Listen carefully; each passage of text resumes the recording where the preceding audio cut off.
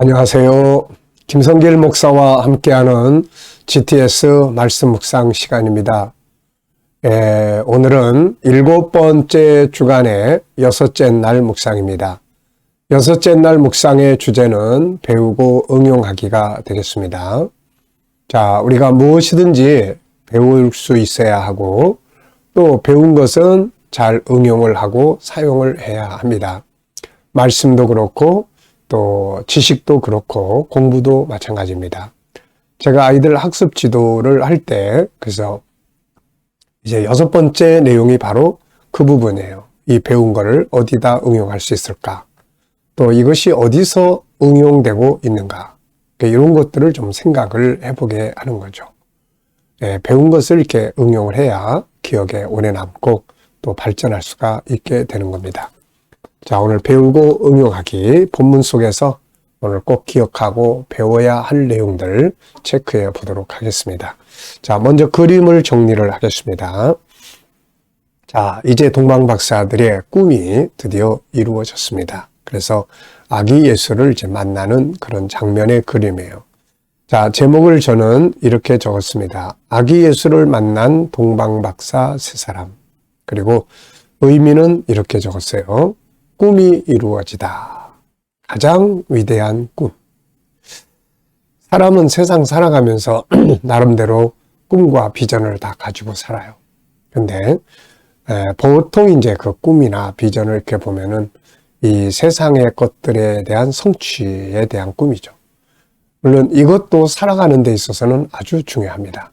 꿈과 비전이라는 것은 인생의 방향성을 만드니까요. 그리고 자동차로 하면은 내비게이션도 같습니다. 그래서 그 목적지가 있어야 바르게 갈 수 있거든요. 자, 그런데 더 큰 위대한 꿈이 있다면은 바로 이 동방박사들이 가진 꿈입니다. 예수님 만나고 주 안에 살아가고 주와 함께 살아가면서 천성을 향해서 살아가는, 이 땅에서는 하나님의 뜻을 이루기 위해서 살아가는 이런 꿈이 바로 아름다운 꿈이 되는 거죠. 자, 그리고 저는 이제 주 안에서 받은 꿈은 반드시 또 이루어진다.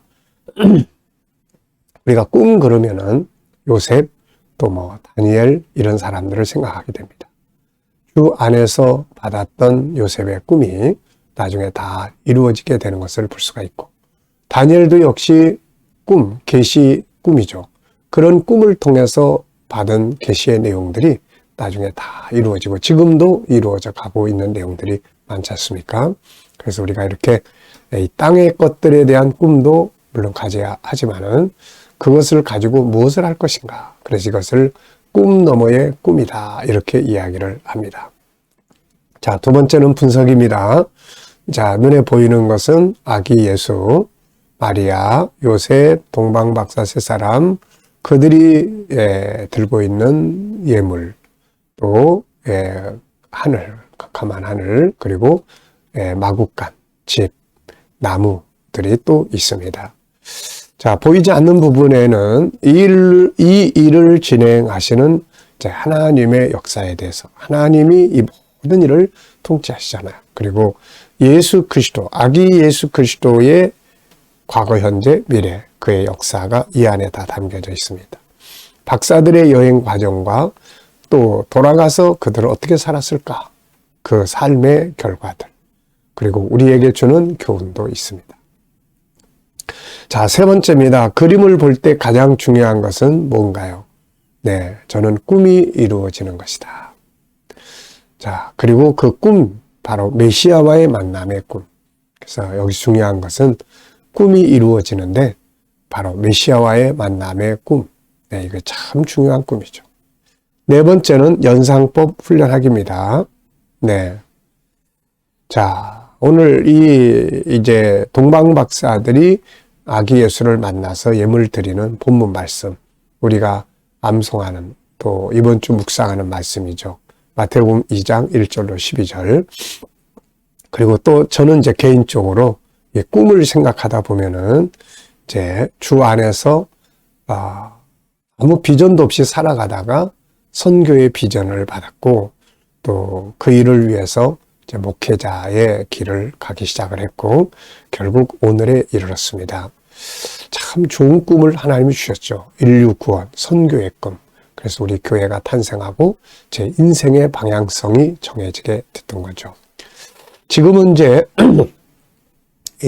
목회의 시간들을 이제 잘 마무리하고 그 이후에 이제 아브라함처럼 노년에 어떤 인생을 살 것인가. 뭐 큰 틀은 달라질 수가 없죠. 뭐 선교와 교육. 이것은 우리 교회의 표입니다. 이러면서도 이것은 제 인생의 표예요. 그래서 제 인생이 달라질 수가 없는 거죠. 교육과 선교. 어떻게 하면 노년의 선교의 인생을 멋지게 살면서 다음 세대, 우리 아들에게 또 우리 자녀들에게 이 교육과 선교의 비전을 심어줄 수 있을까? 어떻게 이런 터를 만들어 갈 수 있을까? 그리고 어떻게 이런 부분에서 인생을 잘 마무리하고 대접하며 살아갈 수 있을까? 그래서 요즘에 많이 기도하는 것이 아브라함의 노년의 삶입니다. 자, 여러분, 꿈이라는 건 참 좋은 거예요. 그리고 꿈은 미래를 향해서 가게 만들어 줍니다. 인생의 엔진과 같은 기능을 하고 있습니다. 그래서 항상 이 꿈이 만들어져야 돼요. 저는 이 꿈을 따라서 여기까지 왔는데 정말 잘 살아온 것 같습니다. 자, 5번째는 이제 상상력 키우기예요. 이 그림 보시고 가운데 두시고 앞에는 어떤 그림 그리면 좋을까요? 박사들이 별을 보고 그리고 이제 출발하는 장면을 볼 수가 있습니다. 그리고 현재 드디어 그 꿈이 이루어진 거죠. 그리고 이제 다음에는 이제 고국에 돌아가서 이들이 어떤 삶을 살았을까? 아마 여기서 만난 예수님을 이들은 마음속에 모시고 갔을 겁니다. 그래서 고국에 돌아가서 항상 예수 그리스도와 함께 살아가는, 또 이분을 사람들에게 전해주는 우리가 메시아를 만나고 왔다. 결국은 이들의 미래, 하나님의 나라의 영광에 참여할 수 있는 이런 은혜를 갖지 않았을까, 이렇게 생각을 해봅니다. 자, 오늘도 미래를 어떻게 살고 싶은가요? 그렇다면 지금 무엇을 해야 될까요? 저는 또 미래를 살아가고 싶은 내용들을 오늘도 쭉 적고 또 기도를 드립니다. 자, 이런 걸 할 때마다 참 미래가 더 밝아지고 그래요. 자, 오늘도 본문 말씀 또 읽어보겠습니다. 구조는 354. 이제 어느 정도 6일째이기 때문에 이 내용을 암기하실 수 있을 거예요. 자, 헤롯 왕 때 예수께서 유대 베들레헴에서 나심에 동방으로부터 박사들이 예루살렘에 이르러 말하되 유대인의 왕으로 나시니가 어디 계시냐? 우리가 동방에서 그의 별을 보고 그에게 경배하러 왔노라 하니 헤롯 왕과 온 예루살렘이 듣고 소동한지라. 왕이 모든 대제사장과 백성의 서기관들을 모아 그리스도가 어디서 나겠느냐 물으니 이르되 유대 베들레헴이오니 이는 선지자로 이렇게 기록된 바 또 유대 땅 베들레헴아 너는 유대 고을 중에서 가장 작지 아니하도다. 내게서 한 다스리는 자가 나와서 내 백성 이스라엘의 목자가 되리라 하였음이니이다. 이에 헤롯이 가만히 박사들을 불러 별이 나타난 때를 자세히 묻고 베들레헴으로 보내며 이르되 가서 아기에 대하여 자세히 알아보고 찾거든 내게 구하여 나도 가서 그에게 경배하게 하라. 박사들이 왕의 말을 듣고 갈새 동방에서 보던 그 별이 문득 앞서 인도하여 가다가 아기 있는 곳 위에 머물러 서 있는지라. 그들이 별을 보고 매우 크게 기뻐하고 기뻐하더라. 집에 들어가 아기와 그의 어머니 마리아와 함께 있는 것을 보고 엎드려 아기께 경배하고 보배압을 열어 황금과 유향과 모략을 예물로 드리니라. 그들은 꿈에 헤롯에게로 돌아가지 말라 지시하심을 받아 다른 길로 고국에 돌아가니라. 아멘. 자, 어제 감사한 일들 또 쭉 적어 보시고요. 오늘 하루 시작하면서 또 감사한 일들 쭉 적어 보시기 바랍니다. 그리고 미래를 생각하시면서 또 감사한 일들 적어 보시기 바랍니다. 감사라고 하는 것은 보편적인 삶도 다 감사고 어려운 문제 속에도 감사의 조건들이 다 들어있고 때로는 믿음으로 감사하고 말씀을 의지하고 감사하고 하나님을 신뢰하고 감사하고 다니엘이 사자굴에 들어갈 것을 알면서도 하나님 앞에 감사할 수 있었던 것은 하나님에 대한 신뢰와 믿음, 하나님의 나라에 대한 믿음, 이런 것들이 속에서 작동하고 있지 않겠습니까? 현실적으로는 죽음의 위기 앞에 놓여 있지만은, 그러나 그 내면의 세계 속에는 하나님에 대한 신뢰와 사랑과 믿음이 작용하고 있었기 때문에 비록 사자굴 속에 들어가도 아버지 감사합니다. 죽음 자체도 감사하게 받아들일 수 있는 그런 은혜가 있지 않았을까. 그리고 이런 감사의 믿음이 결국은 하나님이 일하시게 만들어 줬던 거죠. 그래서 어려울 때일수록 더 감사 많이 하시기 바랍니다. 자, 한 주간 동안 배우고 응용한 건 뭔가요? 자, 한 주간 동안 많이 생각을 했던 것은 우선 위대한 박사들의 여행에 대한 내용, 알면서도 가지 않았던 지도자들에 대한 내용, 맨 끝에 나타나는 박사들에게 그 길로 가지 말라고 하셨던, 그래서 간섭하시는 하나님의 은혜, 이 부분을 제일 많이 생각을 했던 것 같습니다. 자, 이제 이 각 내용에서 배우고 응용해야 될 것들을 한번 적어보겠습니다. 먼저 1절로 6절에서 배우고 응용해야 될 것. 자, 1절로 6절은 이제 동방 박사들이 이제 메시아를 만나기 위해서 와서 예루살렘으로 들어가서 메시아가 어디서 나냐 그랬더니 헤롯과 예루살렘 막 소동하고, 또 왕이 이제 대제사장과 서기관들을 불러서 메시아가 그리스도가 어디서 나겠냐 그랬더니 이제 이 사람들이 베들레헴이다. 선지자가 이렇게 예언을 했다.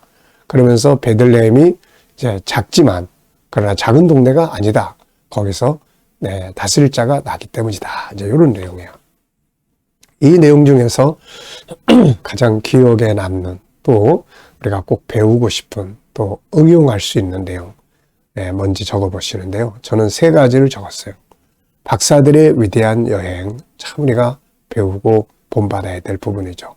또 지도자들의 어리석음, 우리가 경계해야 될 부분입니다. 그리고 베들레헴의 위대한 예수 그리스도께서 태어나신, 그래서 베들레헴이 위대함은 예수 그리스도가 그곳에서 태어나셨고 계셨기 때문이다. 우리가 어디 사느냐, 어떤 집에 사느냐, 무엇을 하느냐, 이런 게 중요한 게 아니라 그곳에 누가 계시느냐, 이게 참으로 중요한 것이죠. 내 삶 속에 힘들고 어려움이 있어도, 내가 부족하고 연약해도 내 안에 그분이 계시다면은 이것은 참으로 위대한 사람이 아닐 수가 없는 거죠. 자, 7절로 8절에서 배우고 응용해야 될 것. 7절로 8절은 헤롯이 이제 박사들을 불러서 왕이 태어났다고 그러니까 헤롯이 얼마나 충격을 받았겠습니까? 그리고 빨리 죽여야지 하는 생각이 들었어요.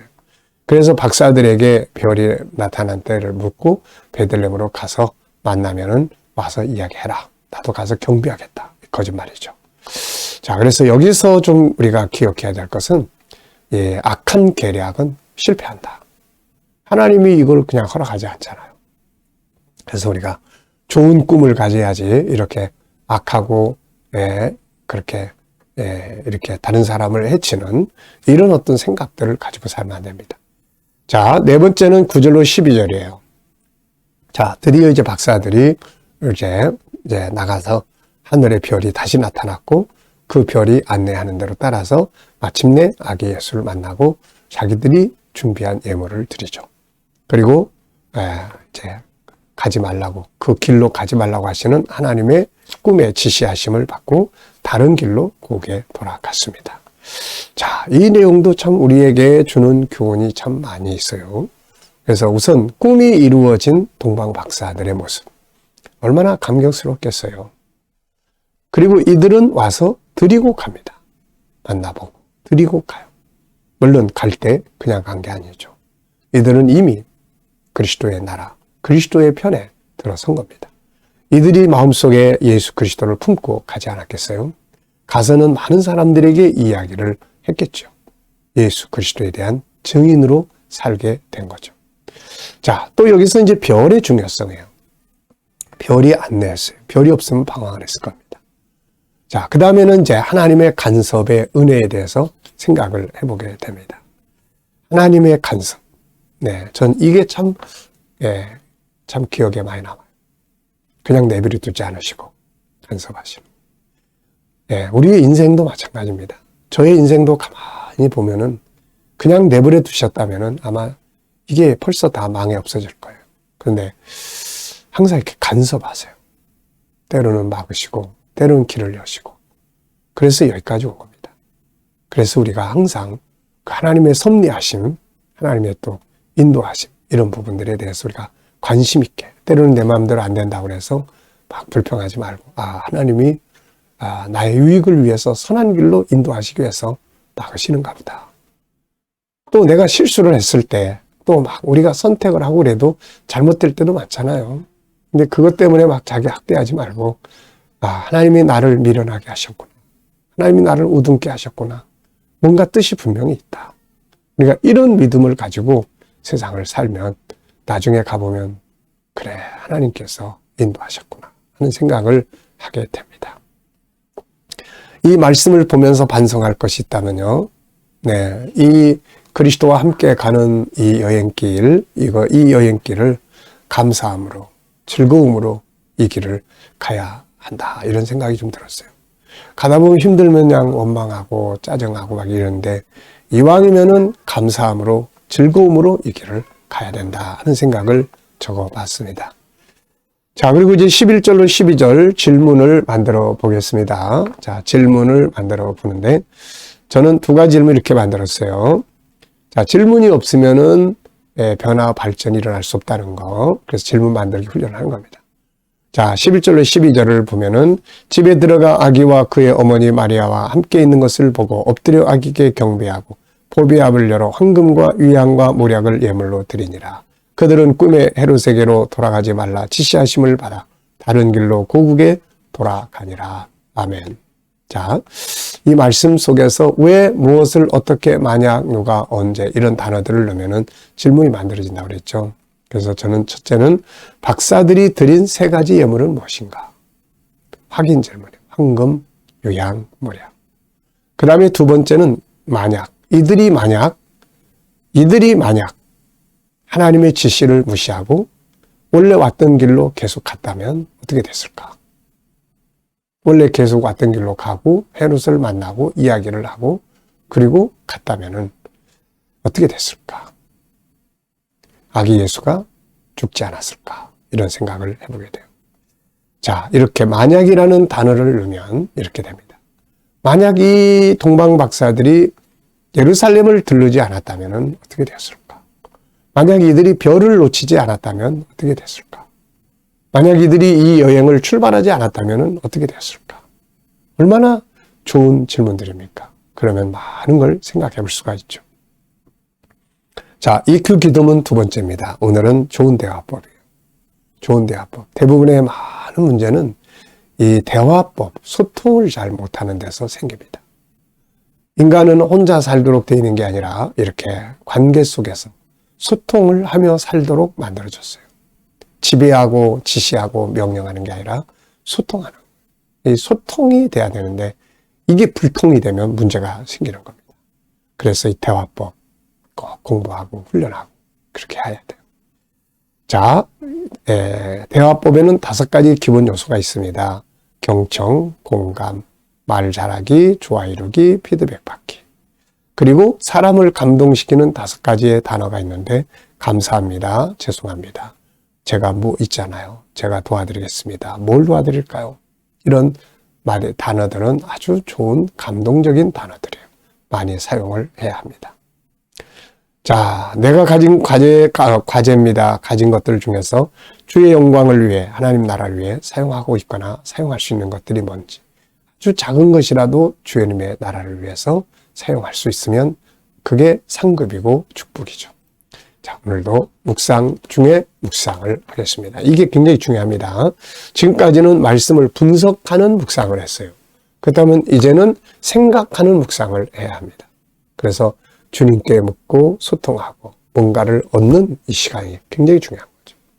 자, 눈을 감으시고 오늘 본 말씀을 생각하시면서 또 내가 오늘 해야 될 일들을 한번 쭉 생각하시고 오늘 일만이 아니라 미래의 일들도 다 생각을 하시고 기도도 하고 주님께 부탁도 하고 또 묻기도 하고 하는 겁니다. 주님, 오늘 이 일을 할 때 어떻게? 주님, 저는 이런 꿈을 가지고 있는데 주님 어떻습니까? 주님이라면 어떻게 하시겠습니까? 주님 꼭 이루어 주세요. 주님의 뜻을 묻고 주님께 도움을 구하고 주님의 말씀을 생각하고 네. 그러면 이제 떠오르는 것들 있잖아요. 그 영감에. 이거 가지고 세상을 사는 게 중요합니다. 저는 제일 많이 떠오르는 것들이 믿음으로, 감사함으로, 기쁨으로, 성실함으로. 이런 단어들을 많이 생각이 나요. 주님이 내게 생각나게 하시든 내 속에 있는 것이 스스로 생각이 나든 참 이게 마음을 평안하게 만들어줘요. 그리고 이걸 가지고 생각하고 살아가면은 어떤 일을 만날 때, 아, 그래, 믿음으로 살으라고 그랬는데, 믿음으로 살자. 어려운 일을 만났어도, 그래, 감사함으로 살라고 영감을 주셨는데, 그래, 감사함으로 살자. 이게 얼마나 큰 힘이 되는지 모릅니다. 그래서 꼭 묵상 중에 묵상 꼭 기억하시기 바랍니다. 자, 오늘도 하루, 좋은 하루 되시기 바랍니다. 기도하고 마치겠습니다. 주님 감사합니다. 오늘도 주신 말씀들 잘 기억하고 승리하게 하여 주시고 우리 자녀들, 친척들, 동료들 중에 믿지 않는 자들 다 주께 돌아와 구원받게 하여 주시고 아버지 오늘도 우리 자녀들과 성도들 직장과 사업장 축복하셔서 형통하게 하시고 새로운 일터를 구하는 자들, 좋은 일터들이 예비되게 하시고 스스로를 잘 개발할 수 있는 일도 부지런히 하게 하여 주시고 치료받는 성도들 마음의 평안을 주시고 소망을 주시고 치유의 능력이 더 강하게 역사하여 주시옵소서. 이 나라와 민족이 함께 하시고 지도자들에게 지혜를 주셔서 나라가 건강하게 바르게 나아가게 하시고 주여 세계 곳곳에 있는 선교사님들과 저들의 사역 가운데 함께 하여 주시고 또 우크라이나 전쟁, 코로나 다 종료돼서 천국 복음 들고 세계 곳곳에 나아가게 하여 주옵소서. 오늘 EQ 기도문 두 번째 대화법을 위해서 기도합니다. 우리가 다 소통의 능력을 잘 키워서 소통을 잘해서 평화를 이루고 또 평안하게 하시고 좋은 관계들이 되게 하여 주옵소서. 감사하며 예수님의 이름으로 기도하옵나이다. 아멘.